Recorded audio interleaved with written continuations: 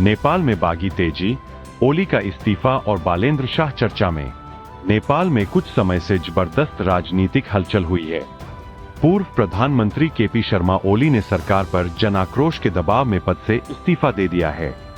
इस घटनाक्रम के बाद सोशल मीडिया और राजनीतिक हलकों में बालेंद्र शाह, जिन्हें लोकप्रिय रूप से बालेन शाह कहा जाता है, का नाम चर्चा में है। शाह की साफ छवि, लोगों में उनकी लोकप्रियता और जनपक्षीय आंदोलनों के कारण उन्हें आने वाले राजनीतिक परिदृश्य में अहम भूमिका मिलने की संभावना जताई जा रही है। नेपाल में इस समय भारी सुरक्षा बलों की तैनाती है और शाम 5 बजे से सुबह 6 बजे तक कर्फ्यू लगा दिया गया है। प्रधानमंत्री मोदी की उत्तर भारत बार समीक्षा। प्रधानमंत्री नरेंद्र मोदी ने उत्तर भारत के कई क्षेत्रों, खासकर पंजाब, उत्तराखंड, उत्तर प्रदेश में आई बाढ़ की स्थितियों की समीक्षा की है। बैठक में सभी प्रभावित राज्यों के मुख्यमंत्री, केंद्रीय गृह मंत्री और संबंधित विभाग प्रमुख भी शामिल हुए। केंद्र द्वारा राहत कार्यों के लिए अतिरिक्त टीम भेजी गई है। प्रधानमंत्री ने यह भी निर्देश दिए कि राहत और पुनर्वास के सभी काम शीघ्रता से पूरे किए जाए। गुरुवार को वे खुद उत्तराखंड के बाढ़ प्रभावित इलाकों का हवाई सर्वेक्षण करेंगे। बाढ़ग्रस्त क्षेत्रों में अब तक हजारों लोग सुरक्षित स्थानों पर शिफ्ट किए जा चुके हैं।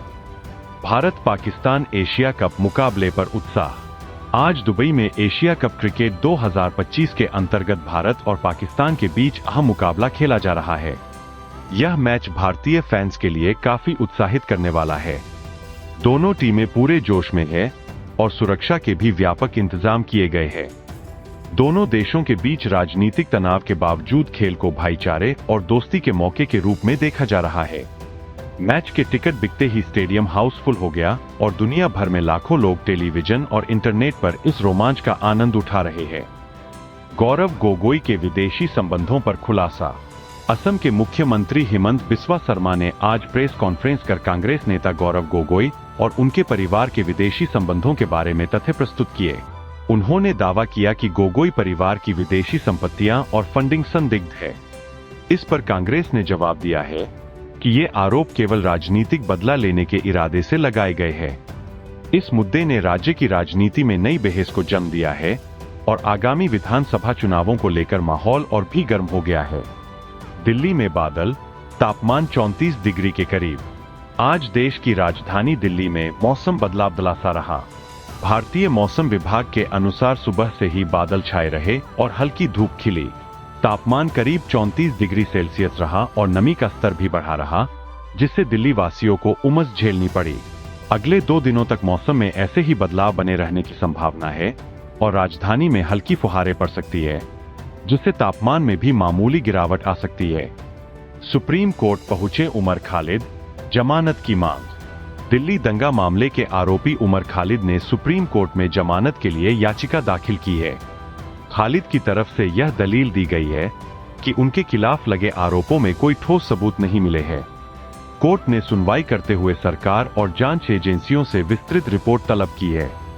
यह मामला इसलिए भी चर्चा में है क्योंकि लंबे समय से खालिद जेल में बंद है और उनकी जमानत को लेकर कई बार याचिकाएं खारिज हो चुकी है।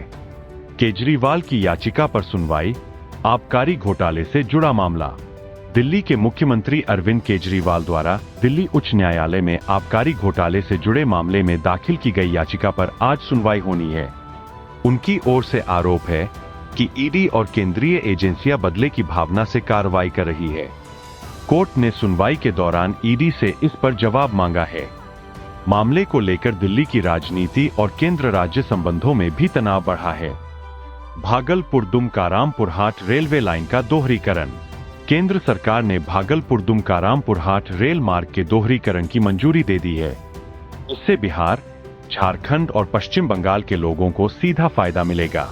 नए प्रोजेक्ट से मार्ग पर ट्रेन संख्या और स्पीड दोनों में वृद्धि की उम्मीद है।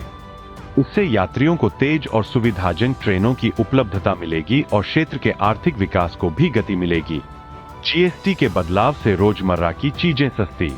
हाल में केंद्र सरकार ने जीएसटी के नियमों में कुछ अहम बदलाव किए हैं।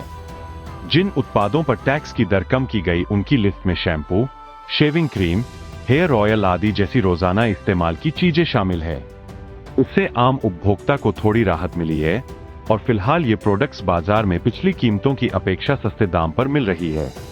उत्तर प्रदेश में बाढ़ की भयावह स्थिति। यूपी के प्रयागराज, आगरा, मथुरा समेत अनेक बड़े जिलों में बाढ़ की स्थिति अभी भी गंभीर बनी हुई है। प्रशासन द्वारा राहत व बचाव कार्य लगातार किए जा रहे हैं। हजारों लोगों को सुरक्षित स्थानों पर पहुंचाया जा चुका है और पीड़ितों के लिए कैंप लगाए गए हैं। राज्य सरकार ने केंद्रीय सहायता की मांग की है तथा एनडीआरएफ और एसडीआरएफ की टीमें मौके पर तैनात है।